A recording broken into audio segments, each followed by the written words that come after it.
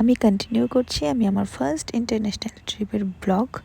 So hey everyone, welcome to my new video. তো last তোমরা দেখেছিলে আমি শারজা এয়ারপোর্ট থেকে আবুধাবির জন্য আমরা রওনা হই। তো দুবাই আমরা ব্রেকফাস্ট করি, আর এটা ছিল দুবাই ফ্রেম, আর হালকা করে দেখিয়ে দিলাম বুর্জ খলিফাটাকেও।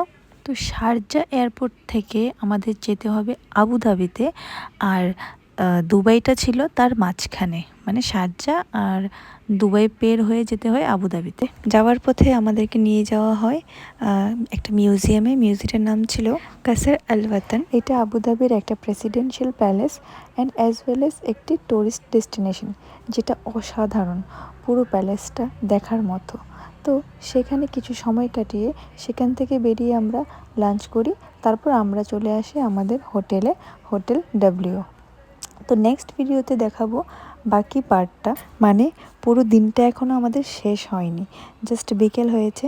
এখন আমরা যাব ফ্রেশ হয়ে ডেজার্ট সাফারিতে। তো দেখা হচ্ছে পরের ভিডিওতে। সবাইকে টাটা।